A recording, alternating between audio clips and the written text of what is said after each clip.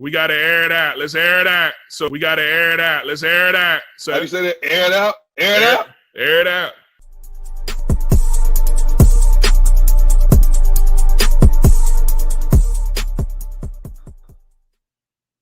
What is going on, football fans? Welcome to the Air It Out podcast presented by Inside the Hashes. My name is Juan Pablo Guarnin Camargo, and I am joined in a StreamYard chat filled with experts. I got Mr. Darius Riddick to my left. I got Mr. Dan Braxton diagonally right there. There you go, Juan.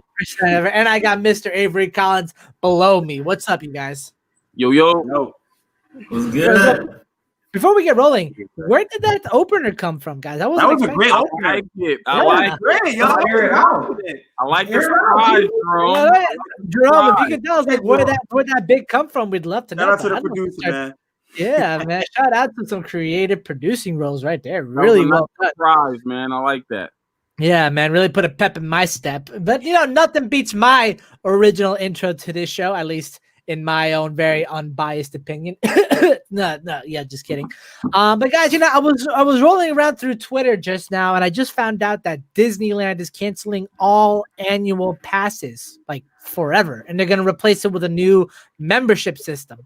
And I'm just like, I've only been to like Disneyland and Disney World like once each time in my life, so I really have no real tie and connection to either place. But I can understand that this is a place where like childhood memories and family time is made. So, what do y'all think of like this happening? And who here's been to Disneyland? Okay, so which one is in Florida? I think that's Disney World. Disney World. I think Disney World is in Florida. Okay, so I've been to that one. I haven't been to the one in Cali yet. Me either. I've gone past it, but I haven't actually gone to the park. I'm actually not mad at it. It's not. I mean, if you're creating a membership program, I think that's a little bit better because I'm looking at it from a perspective of okay, you're building a relationship over time as opposed to just 1 year. You can like probably accrue points and different rewards and perks like for your membership and different things like that. And they probably have different tiers as opposed to, this is the flat rate for the year. It's like now you can have multiple people kind of join in at whatever their budget allows. So I'm cool with it. And I think everybody should experience both once in their life. Just for the record, Disneyland is in Anaheim, California. Darius, what are your thoughts on this whole potential new membership program that Disney wants to roll out? So I haven't been to Disney World since I was 6. I was fortunate enough to really go twice when I was younger, but I think it's smart, man. I think it's a lot more affordable too. When you have a membership, obviously you get, like Avery said, it's tiers to it. So you might have the cheapest package that's probably $20 a month, where you can just have a general access to the park. Then you have obviously the VIP and different things like that. Kind of like how, I don't know if you guys are familiar with the Six Flags membership, but it's just kind of like that, man. I definitely think that it's a smart move for Disney. Again, you're building relationships with us. We want to come there and have a great time.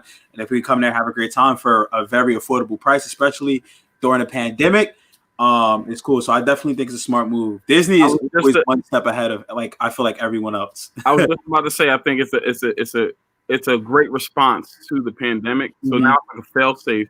If something like this ever happens again, it's like you're not out the whole year, of the money that you spent, or Disney doesn't have to refund the entire year because of something like this. It's like, okay, well, just cancel your membership until everything's back up and running or something like that. Darren, your quick thoughts on this whole Disney membership thing? Honestly, I like both of the points that you guys are saying. I think it makes a whole lot of sense. But me personally, I think I just went to Disney when I was too old. I'm not a fan of Disney World. You're never too old. I'm sorry. You're never too old to have fun. I like Universal Studios better. I know, real crazy hot take right there, but yeah, I'm not a big fan of Disney World. I'm not a fan of Disney World prices. That's about it. I like that one. I went. I had fun. Talked with my little cousin. I made sure she had fun, but it didn't really interest me like I thought it would. Well, whatever the case is, be with Disney because it's basically taking over every other aspect of our lives. I will say this: Busch Gardens, very underrated place to go. for amusement parks I've and rides. So Busch Don't hurt me, Gardens, Disney. Busch Gardens is cool, but nothing, absolutely nothing tops Orlando. oh, absolutely. I've absolutely. heard that place is Absolutely really not. good. I would And definitely guys, with go. that, guys, we can talk about going up and down the theme parks and ranking our top ones 5 to 1 billion at this point. But we're not a theme park podcast. We're not a roller coaster podcast. We're a football podcast, and that's the first thing we're going to dive into today is the rundown for today. And first thing on the rundown we're covering here today is there is not a lot of confidence in the development of Dolphins quarterback Tua Tagovailoa. Anonymous Dolphin players have come out and said that they don't trust that Tua is going to grow into becoming a top tier franchise quarterback for the Dolphins. One even said that they were unimpressed by Tagovailoa during training camp to the point where they thought he wouldn't be ready to play in 2020. And another player questioned whether Tua will ever be able to match the feats of other quarterbacks in the AFC, such as Bills quarterback Josh Allen, Chiefs quarterback Patrick Mahomes, or Texans quarterback Deshaun Watson, who has been rumored in being traded to Miami for Tua going to Houston. But that's a whole nother topic to discuss another day should the option be explored. Speaking of the Houston Texans, former Houston Texans great wide receiver Andre Johnson, who is known for having a quiet demeanor during his extremely long tenure with Houston when he was one of their first draft picks. He came out and broke his silence on the whole Deshaun Watson Houston Texans situation, and he commented saying that his former team is, quote, known for wasting players' careers. And he went even further. He said that ever since Jack Easterby, who is the executive vice president of football operations for Houston, ever since he arrived in April of 2019, nothing good has happened in/for the organization. And for some reason, someone can't seem to see what's going on. And a lot of the drama has been happening over the fact that the Houstons have not included Deshaun Watson in the head coaching search, that they did not initially choose Eric Bieniemy to interview during the allotted window in which he was allowed to interview, and simply they are keeping Deshaun out of the loop when it comes to front office and head coaching decisions. And to add a little cherry on top to that stem already, current Cardinals wide receiver and former Texans wide receiver DeAndre Hopkins subtweeted Andre Johnson's comments saying, when Andre speaks, you listen. And then moving into our final topic of the day, the Steelers have had a massive layoff on their coaching staff. 4 major positions have been either let go or retired. First off is offensive coordinator Randy Fichtner, offensive lineman coach Sean Sarrett, defensive backs coach Tom Bradley, and tight end coach James Daniel, Daniel actually retired. I'm from America. I'm from the Busch Gardens and was my fave. And I went to all the parks, Animal Kingdom, Epcot, all of them. Busch Gardens was the best. Hey, another Busch Gardens lover here in the comments. Thanks, man. We appreciate you. Oh, man. That kind of made me happy despite having to announce that 4 people lost their jobs. So, with that being said, I'm going to wrap it up there at the rundown. And first thing I want to ask is about the Steelers layoff situation here, because look, the Steelers went 11-0 to start the season. They lost 4 of their last 5 games, and then they just ultimately doo-dooed the bed when they went against the Browns in the wildcard round. Avery, was this the right move by the Steelers, and is there any other move that they have to make in order to kind of hit the restart button? I'm actually not mad at this, and I personally, I'm not even sure if those coaches are mad. I can see a rebuild coming, right? Where there's already talks about Pouncey, wanting to retire. We're not sure what's going on with Big Ben, if he's going to retire. Juju's a free agent this year. I can see a rebuild coming, and if there's going to be a rebuild with the players, why not rebuild with the coaches as well? Get everybody in, fresh start. Let's build this thing from the ground up. And you've got the leader in Mike Tomlin, who's the steady sail through all of it. So I'm actually not mad at it. And like I said, I don't necessarily feel that those coaches should be upset either, because I don't think it's a situation where anybody looks at that team, because you look at it was a lot of stuff on the offensive side of the ball. Nobody looks at the offense as the big issue on that team. It was just more so a microcosm of the season itself. So I think they can all, find jobs in the NFL again. at the respective positions, and so I don't think it's an issue. I mean, there is the issue that some are criticizing Tomlin for not having an exact healthy locker room in where he stands with the Antonio Brown situation, Le'Veon Bell situation, Chase Claypool situation, even the Juju Smith-Schuster drama that all four of these special skills guys produced. Those guys are young. I mean, it is what it is. Outside of AB, of course.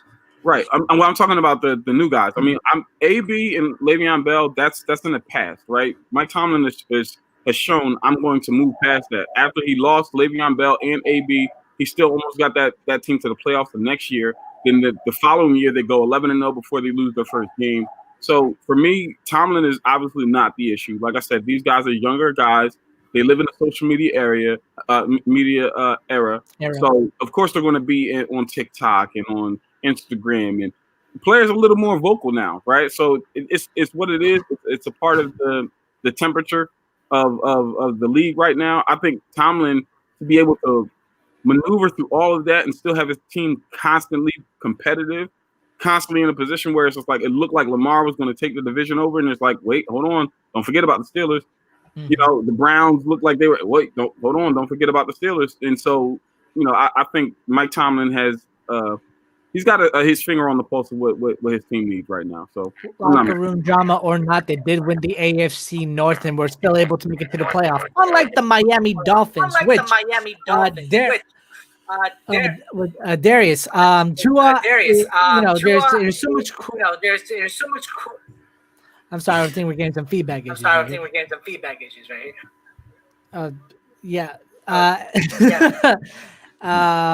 Anyway, Darius, with Tua's QB situation going on, where the players just don't believe in him in there, what do you think is going to happen? Will he still be the Dolphins starter in 2021? Because Flores already said he was going to name Tua the starter to start that season. Or could a potential Deshaun Watson trade actually be accentuated here?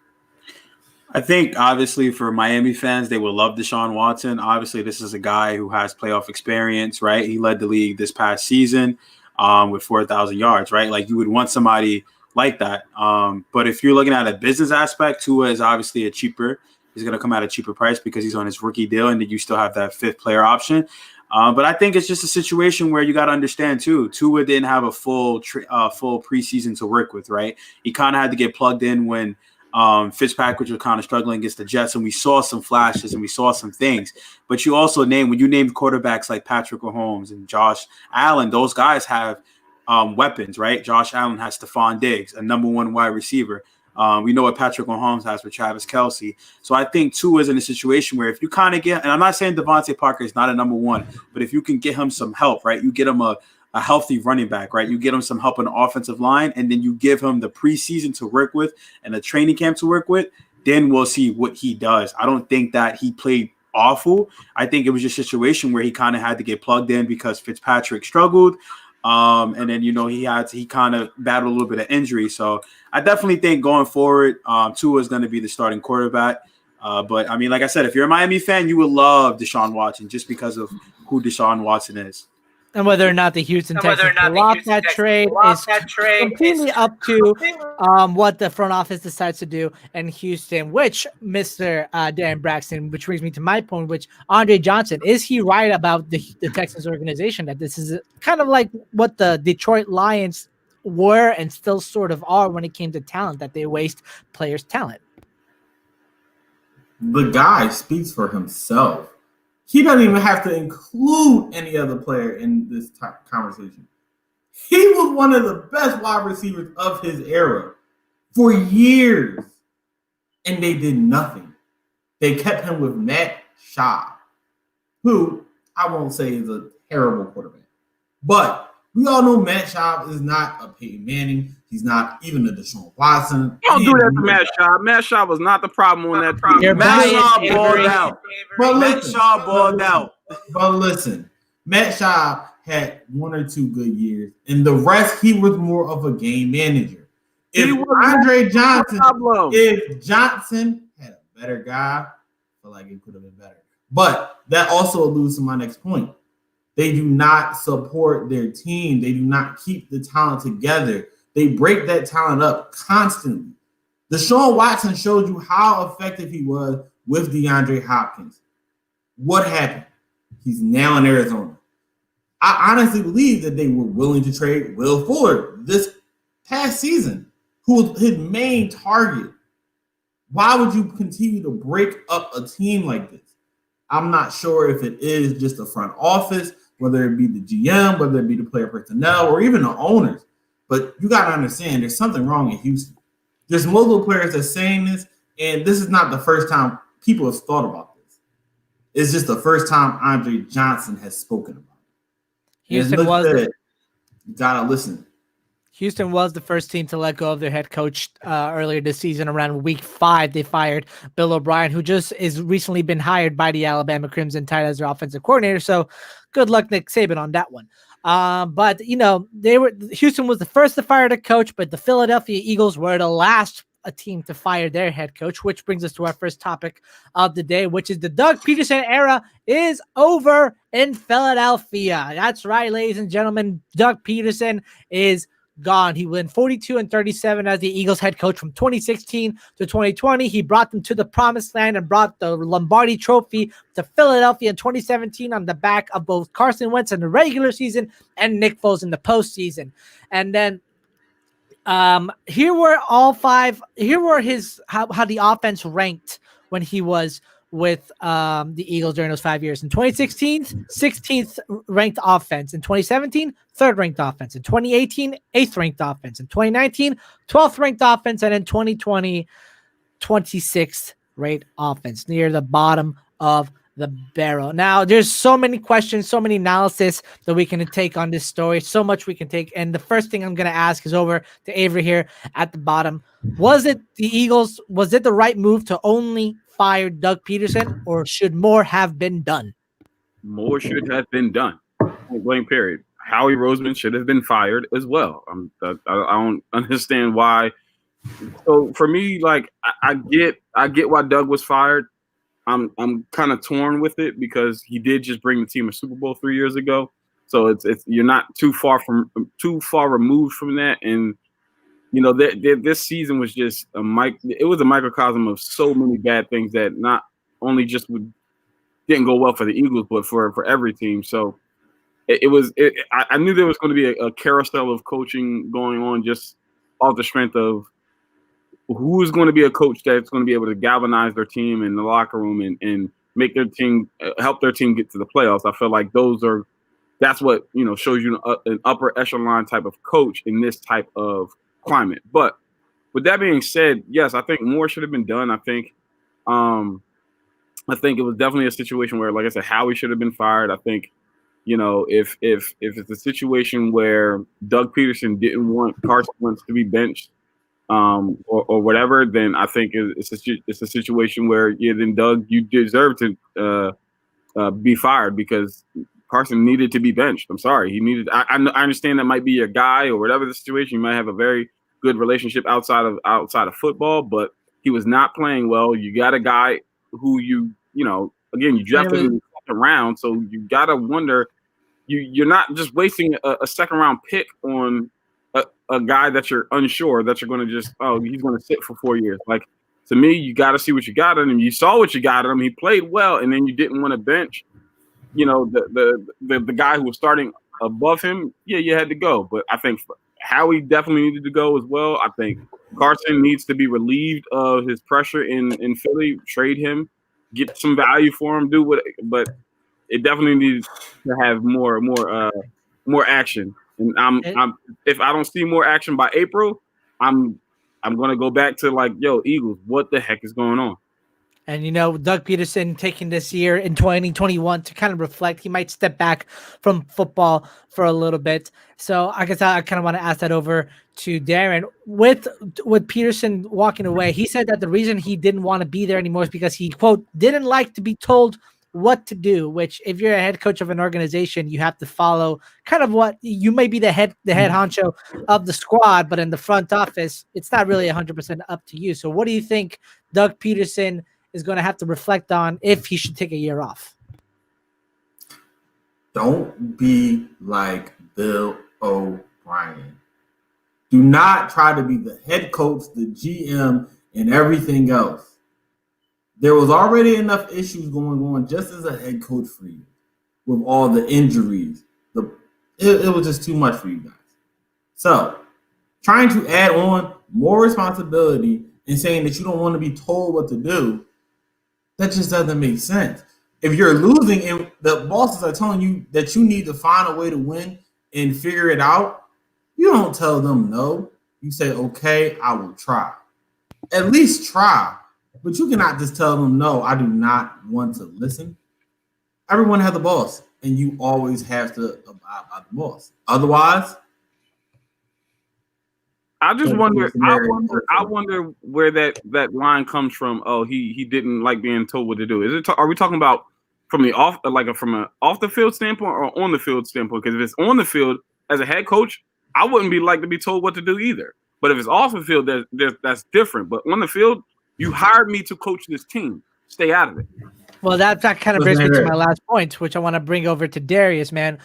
What does the future hold for Doug Peterson? Should he go back to being an offensive coordinator? Does he have another shot at being a head coach? Or should he maybe try exploring more of the college approach? I think with Doug, I mean, we got to understand, right? What's one thing that he has on his resume that some coaches don't? A Super Bowl victory, and it's over the New England Patriots, right? So that's going to be an attraction for him that when he goes to interview for a head coaching position, teams are going to be like, I see that you have a Super Bowl, X, Y, and Z. So I definitely think Doug Peterson potentially is going to coach in the NFL. I've heard rumors that the New York Jets are interested in him. I know, Juan, you're not really a big fan of that, but I definitely think that when you have a Super Bowl on your resume, teams are going to flock towards you, especially when you're when they're looking for a head coach. So Doug Peterson has that. So I definitely think he's going to find a job either, with Houston, maybe, probably the Jets, maybe Detroit, but he's definitely going to, it's not going to be too long when we're hearing Doug Peterson is in, advanced talks with X and Y team, like we saw with the Atlanta Falcons with Arthur Smith, obviously with Urban Meyer. So it's not a matter of time when we see those rumors coming from, media outlets with Doug Peterson. In the last 3 years, the Eagles have not won more than 9 games in the NFL. In 2018, it was 9, and they made it all the way to the divisional round, got kicked out by the Saints. In 2019, they made it 9-7 and got kicked out in the wild card versus Seattle. And 2020, only 4 games. Darren, you had a quick comment? Yeah, so I can really see Doug Peterson almost being like a Mike McCarthy. Take a year off, figure out what was wrong, figure out if this is still what you want to do. And then when you come back, you'll have plenty of suitors. You will have them opportunities just because, as Darius said, you have a Super Bowl on your record. And it's not a far off Super Bowl. It happened 3 years ago, 4 years ago if you started to count now. But the guy is still there. He still knows what he's doing. So he just has a couple options. You're muted.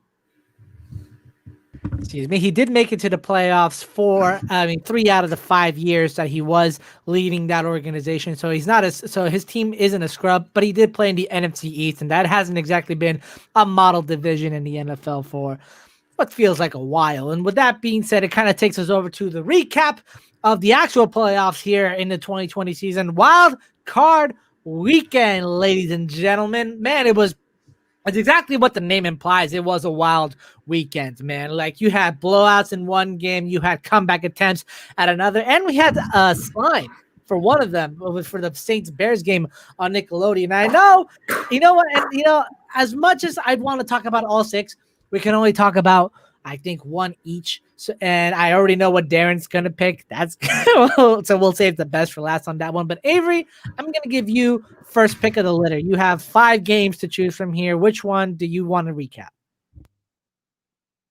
I'm going to take the Steelers and Browns. So I'll take the easy route. Sorry, Darius, but I'm going to take the easy route here, man. That was a game. I was in shock the entire time. I mean, the first play, like, why don't you fall on the ball? Like, Ben, what were you doing? Like, what happened there? Were you trying to pick the ball up and still try to make a play? Like, that doesn't make any sense. Like, it was just bad from the get-go. And I was so happy for the Browns. I've said it before. Like, I've been waiting for the Browns to be good. Like, I'm not a Browns fan, but they have been horrible. They need to catch a break.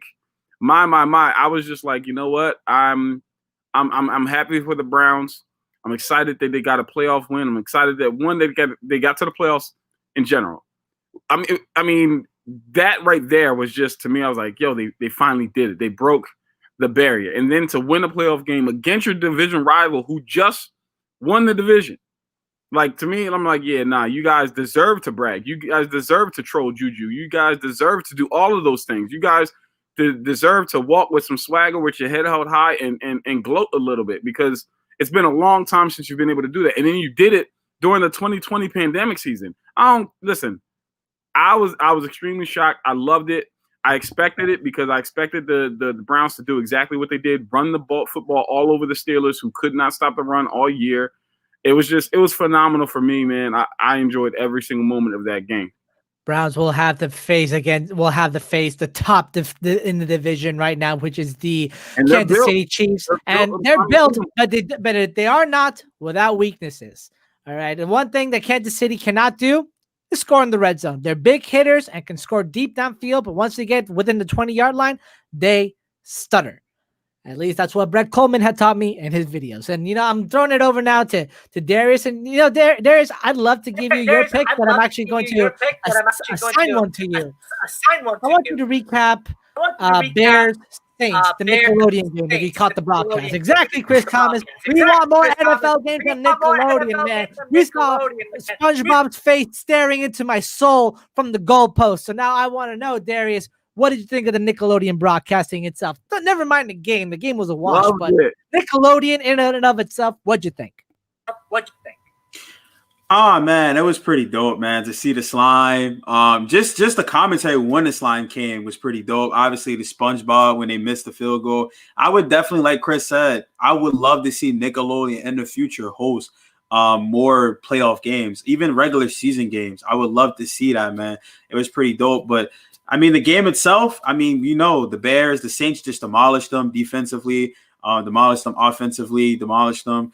Mitch Trubisky, obviously, he's not going to be a Bear after this season. Obviously, we know what the Bears are going to do. But, man, the Saints, I think the Saints are probably one of the, most dangerous teams to pose a threat to the Green Bay Packers. I think they're one of the teams that can probably go into Lambeau Field, control the time possession with Alvin Kamara. If Drew Brees plays like Drew Brees plays and that defense plays like that defense plays, that's going to be a great game. But I also want to shout out the Buffalo Bills game really quickly. Shout out to Josh Allen. The man played phenomenal. Last year, we know what happened against the Texans. They blew that league. This year, they come in. The addition to Stephon Diggs, man. You give Josh Allen the number one wide receiver, Stephon Diggs, and he's playing phenomenal. He got his first playoff win. So did Baker. So did Lamar. But like I said, man, I want to see more slime. The slime made the game. That was the highlight of the game. Nothing else. The game was boring.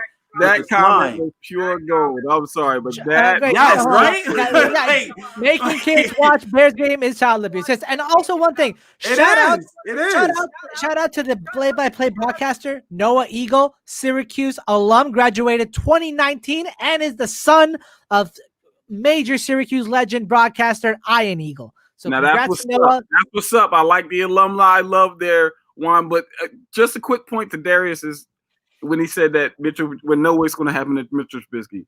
That video that I posted in the chat, I've been on record saying that I thought Mitchell Trubisky had the talent to be the next Drew Brees. I am so far off this bandwagon, off this. Oh my gosh. I'm like, you got to be, come on, yo. Like, he literally threw it at the best corner on the team, playing inside leverage on an inside breaking route when there's a guy 15 to 20 yards off of your slot guy. Oh, God. You called him the next Drew Brees, and then he played against Drew Brees and played off. I'd say that's poetic justice if I've ever heard of it. And now, finally, Darren, I'm not even going to introduce it. Flock up, baby.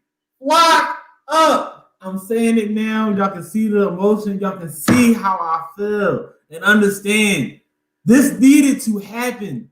This had to happen. This right here. And just understand this. There's no more, can Lamar win a playoff game? Can Lamar do this? Can Lamar do that? Lamar showed you exactly what it is. 137 on the ground, 179 through the air. Yes, he threw an early interception, but you got to understand, the guy came back. The guy went down the field multiple times and executed perfect drives. When he needed to pick up that first down, he got it. When we needed to run the ball, we ran it. He did everything in his power to win that game. And the best part about it, Derrick Henry. 40 yards. That man had 200 plus a week ago. 40 yards. Listen here. Listen. My man's going to say it best. And listen, it's no disrespect, but no bathroom break needed. Thank you very much. You know, I want to say this earlier, but when Juju said the Browns is the Browns, I think he got the wrong B word in. It's the Bears is the Bears, and they will forever be the Bears. And as for the Ravens, Darren, I went live right after that game, and I admitted that I was wrong about Lamar Jackson. I don't know if you saw the video, but I did it. I wore my Ray Lewis jersey. I went live, and I said I was wrong in 3 languages. I said it in German, I said it in Spanish, and I said it in English. I was wrong, and I am proud of having done so. And I just kind of want to give my own quick take on a recap. I'm going to tackle Washington versus the Bucks. First off, for Tom Brady to be the oldest player to win a postseason game at 43 years old is astounding. First of all, we saw the compare and contrast he had with another not a Hall of Fame QB, but the oldest QB to ever play, whose name escapes me at the moment. And Tom Brady looked like a 30-year-old man. This dude, George Blanda, looked like a 50-year-old man, and he was 43. But the real highlight of the game, I have to say, was Taylor Heineke, this former XFL player, backup to the backup on Washington, came in and went toe-to-toe with Tom Brady. Wasn't able to pull out the win, but came in after suffering a shoulder injury on his non-throwing shoulder and managed to keep it interesting. And I can honestly say Taylor Heineke played himself for a starting role, or at least a chance at a starting role in Washington. Can I just comment on that? I think everybody in the sports world, like, I don't care if you're not even a football fan, but watching that and just kind of knowing that the story, if you know anything, that was beautiful. I mean, that was, to me, I was just like, I want Washington to win this game for him. The way he played, I was like, wow, that you could not. To me, that was like one of my favorite. It's going to go down as one of my favorite all-time playoff performances, and it was a loss.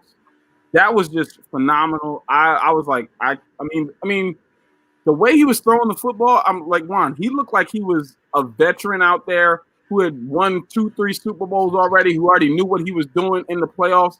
And to be shoved into the starting lineup the week of, like, hey, we're gonna lean on you, we're gonna need like that. That was brilliant. I'll say this: I'll give huge credit to Ron Rivera for that one.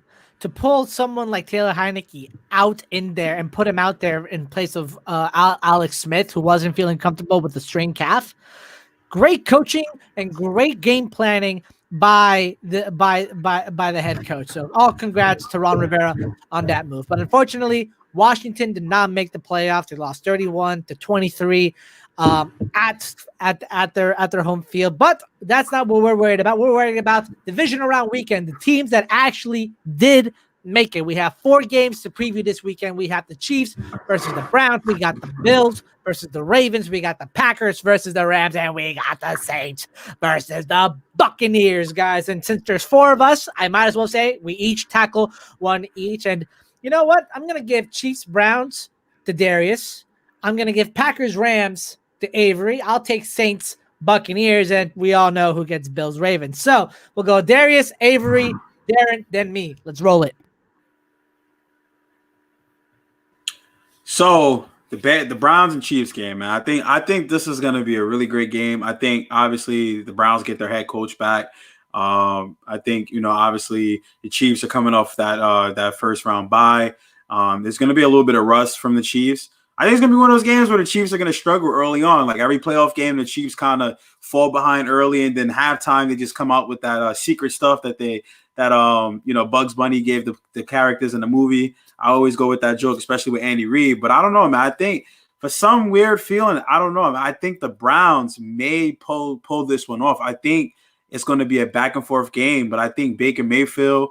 If the key for the Browns to win this game is obviously if they can run the ball and also how Baker Mayfield performs, right? If Baker Mayfield performs like he did against Pittsburgh, they win the game. If they can control the time possession, you keep Patrick Mahomes off the field, you have Myles Garrett who can get the pressure, you slow the Chiefs down, and you really make them you make them one-dimensional. You eliminate Tyreek Hill, you try to eliminate Travis Kelce, which is hard to do.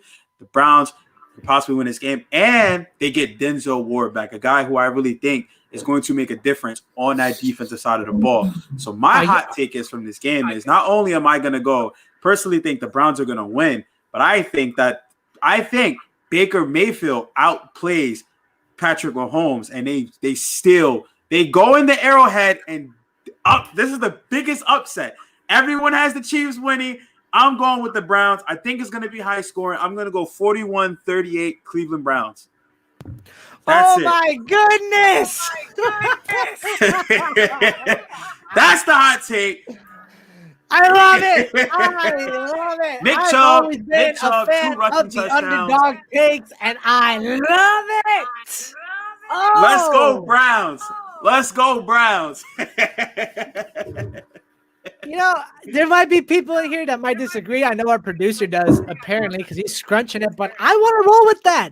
I do believe the Brownies have earned their chance at least a championship game in the AFC. They have earned it, more than earned it. And I think against a Chiefs team that is flawed, there are flaws to this team that can be pulled off and executed perfectly. And I think Stefanski can do it. Avery, I know you got some comments on that.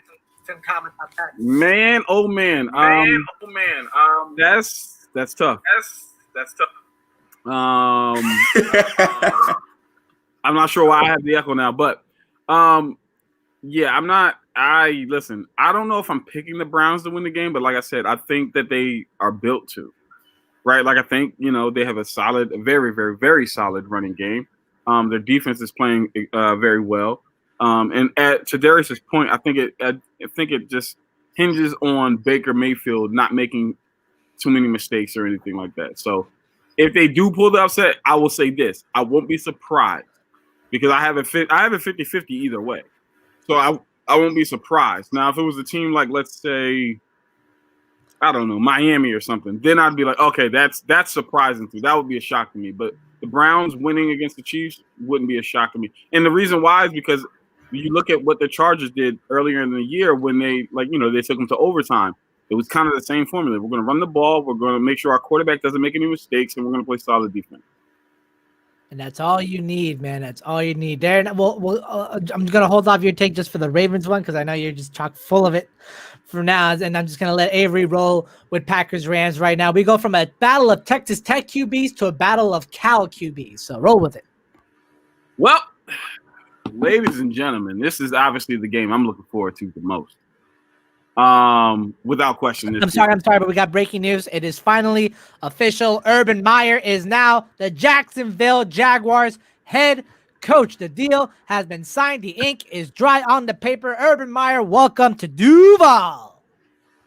Well, I'm going to pivot and say, hey, Urban Meyer, welcome to the NFL. Let's see if you can break the mold of college quarterbacks coming to the NFL and not having too much success. Obviously, we know within the first 2, maybe 3 years, he's not going to have too much success. I mean, we're not going to see too much, or we shouldn't expect too much. Now, if they do turn it around immediately, that just, is a testament to his coaching and or what happens with the GM because, they got a lot of cap space and everything like that. So we could see some moves. But I'm excited to see what's going to happen down there. I think Urban Meyer's he's a coach's coach, right? Like he's always going to build an immensely great staff of coordinators to help him out. He wins wherever he goes, so it'll be interesting to see. People that wanted to cite my source, it is Ian Rappaport that broke the news, so it's legit. All right, back to Rams Packers. So back to Rams Packers. That is like I said, that's the game of the week for me. I mean, just because of the matchups in general, right? You know, you got Devontae Adams versus Jalen Ramsey. That right there. I mean, Jalen Ramsey is shown this year. He's like, it doesn't matter who you put up against me, they're getting clamped, right? Like, I really wish we could have seen Jalen Ramsey versus Julio Jones. That would obviously have made, you know, my football year this year. I would have loved to see what they did against each other. But you know, Devontae Adams, who's, you know, being in the conversation as the best in the NFL right now and different things like that, versus the best in the NFL in Jalen Ramsey. That's going to be an amazing matchup. Then you've got Aaron Donald. Just he's playing like he played out of his mind that last game. Like he was like, I'm going to disrupt every single play, and there's nothing that you can do. There's nobody that can block me. Like literally, the only reason I felt that Seattle might have a chance to come back in that game is when Aaron Donald got hurt. And they didn't do so. And so now Aaron Donald gets a week to rest and get back to, you know, his normal ways. Listen, man, it's going to be interesting to see. But my hot take for the game,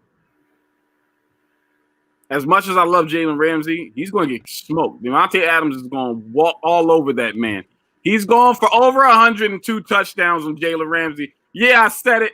I don't want to see it happen, but I think it's going to happen.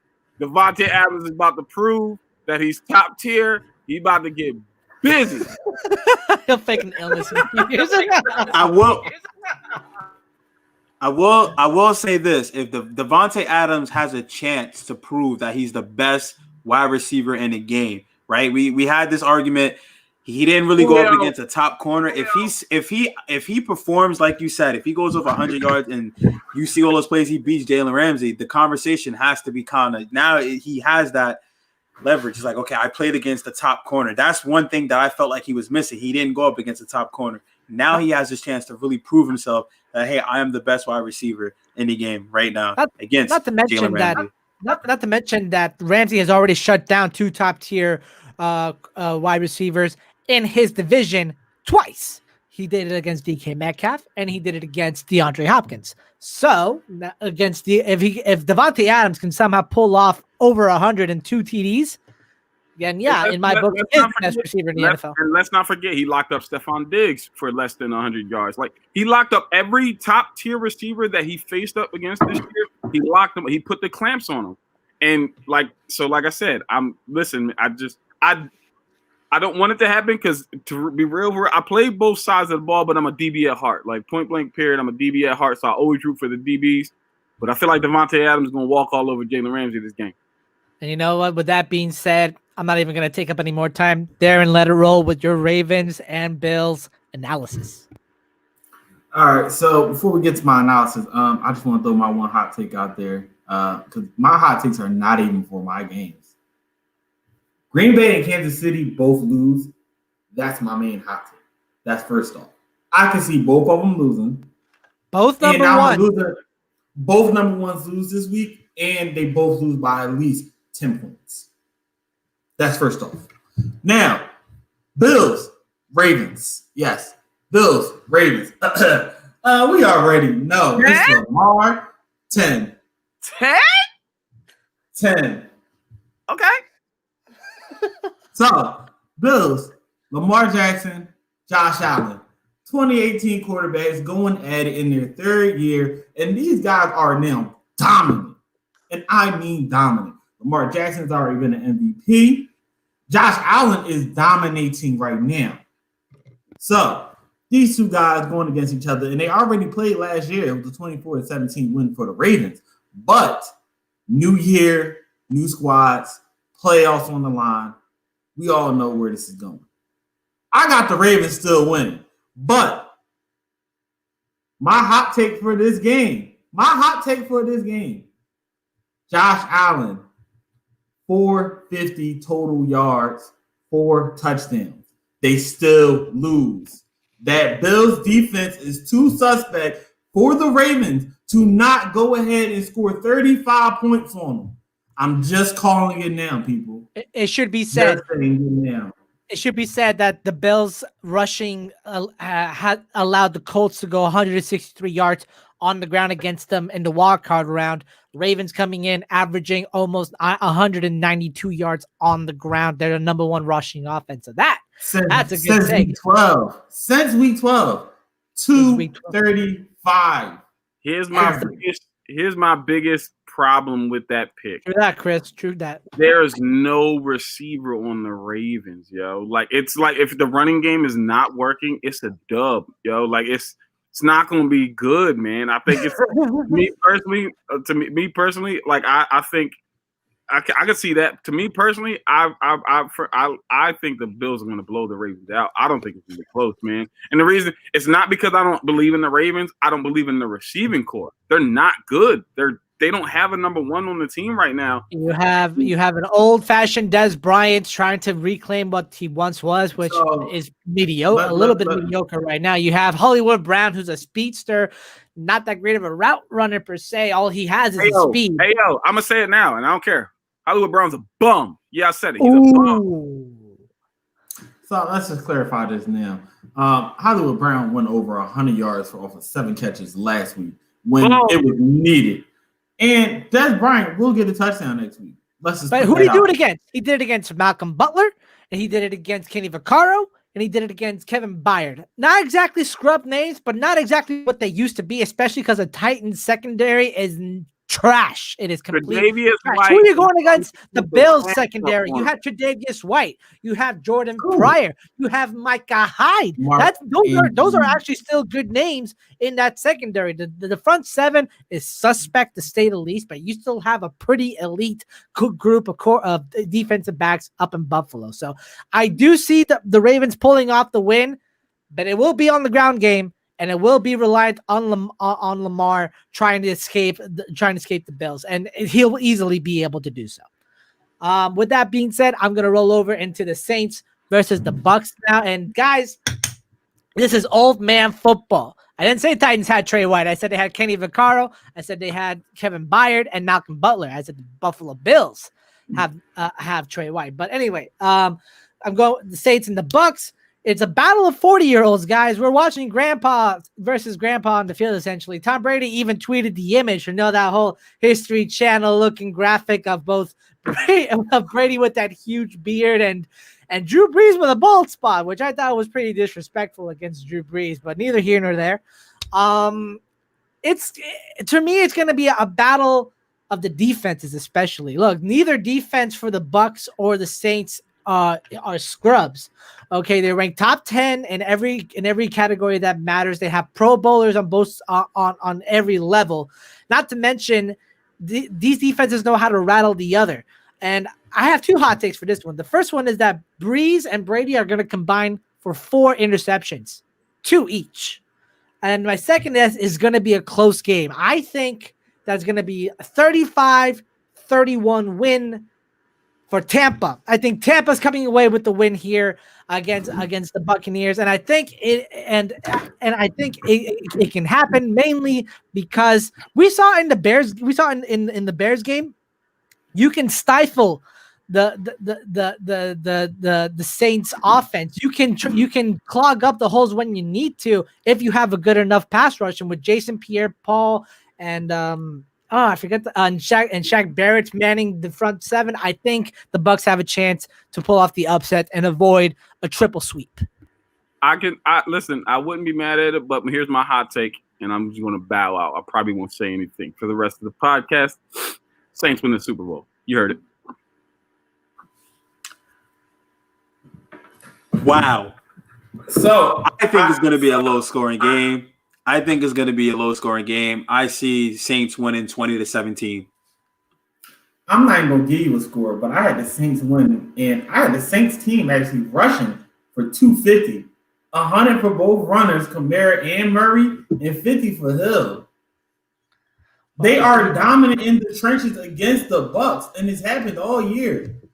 And just to top it off with a little sprinkle, Deontay Harris is going to get a kickoff or a punt return for a touchdown. Just dropping that out there. Just saying. So I guess let me get kind of like the consensus of the room going on here. We all seeing Cleveland winning the Chiefs against the Chiefs. Or like, are we picking? Are we Yes. picking Cleveland? Are all of us picking Cleveland? No, it's 3-1 to Cleveland. I All right, so- 7 pick. I'm gonna. Well, it's Thursday. I kind of got to pick, right? I was gonna wait until tomorrow, but I think I'm gonna go with. Yeah, I'm gonna go with the Chiefs. All right, so it's 3-1. It's 3-1 to the Browns. So we'll make the official pick the Browns. All right, Bills Ravens. Well, I know Darren's got the Ravens. I'm going with the Ravens too. Darius, who are you going with? I'm going Bills, man. I think Josh Allen has a great game. I think he rushes for 2 touchdowns and he passes for 3. 5 total touchdowns for Josh Allen. Like Avery said, who do the Ravens have on the receiving end? Like, really? Come on. So Avery, are you going with the Bills too? Yeah, I'm going to go with the Bills. The only reason is because I think the Ravens they've had, if they were to win, obviously they did last week. I just felt like, okay, you guys got a tough schedule ahead. I feel like they played themselves into a rough situation when it comes to the playoffs. If they'd have had a higher seed, maybe I'd have had more faith in them. But I think the Bills, they're the hottest team in football right now, right? They're undefeated in their last 7 games. So I'm going with the Bills. So it's a tie between these two. Jerome will be our tiebreaker when he gives us who he thinks, and then we'll post it on the official Air It Out podcast Twitter who our picks are. Now, Packers versus Rams. I'm taking the Packers to beat the Rams here. Avery, you said that you were taking the Packers too? Yeah, I'm going to take the Packers only because even though Devontae Adams even if he goes off or gets shut down, right? If he gets shut down, Aaron Rodgers is still the quarterback. He's going to make Aaron Lazard or Aaron Jones, or somebody's going to have a big day. So Marquez Valdez-Scantling. All right, quick picks. Darius, Darren, your picks? What's his name? Darius?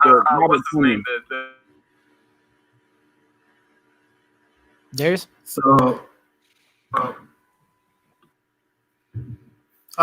real fast. Michael, I didn't know if Darren was going.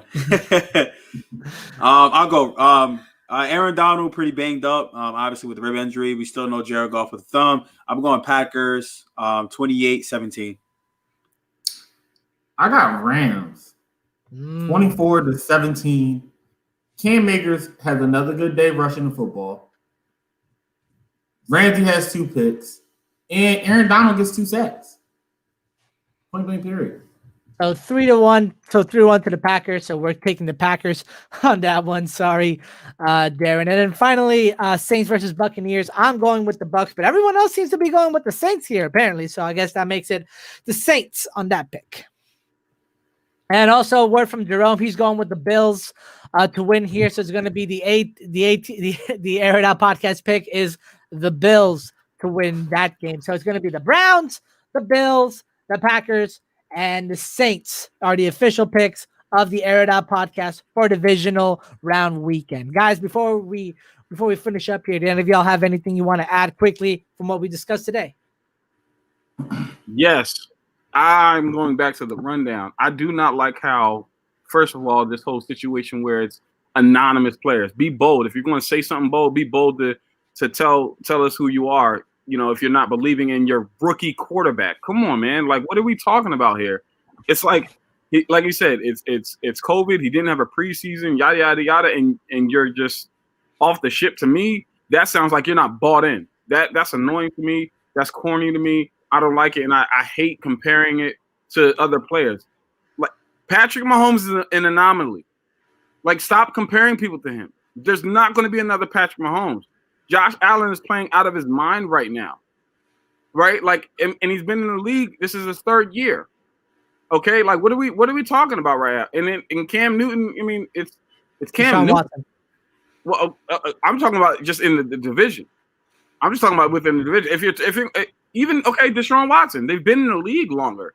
What are we talking? And let's be real, Deshaun Watson to me is the second coming of Patrick Mahomes, Aaron Rodgers, talent wise, right? Like, I don't think there's anybody in the league more talented than Deshaun Watson as a whole. So stop comparing them to that. If Tua stays consistent and has a team around, you can see Tua win 2 Super Bowls. No, he's not going to be Patrick Mahomes, who we're going to be like, this guy is, No, he's not going to be Deshaun Watson, but Tua can win you football games. He won a national championship at Alabama. He's a winner. Stop it. I hate stuff like that. I hate hearing stuff like that, especially when it comes to a young guy. And then on the top of that, you're going to let it be anonymous. Like that's corny to me. I don't like that.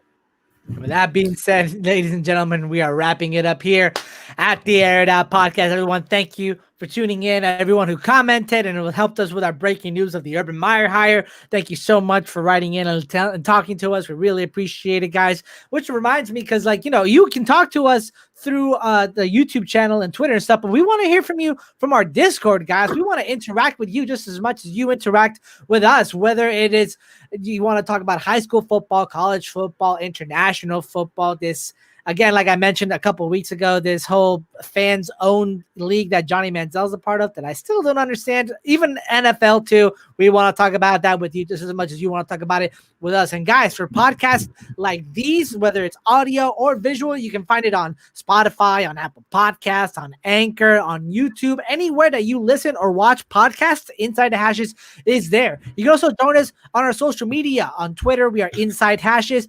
On Instagram, we are at Inside the Hashes. And on Facebook, we are at Inside the Hashes, the football group. With that being said, for Darius Riddick, for Darren Braxton, for Avery Collins, for Jerome Jones, over and behind the glass, my name is Juan Pablo Guarin Camargo. This has been the Air It Out podcast presented by Inside the Hashes. We'll see you next time. Enjoy Divisional Round Weekend. Big trust. Whoa, whoa.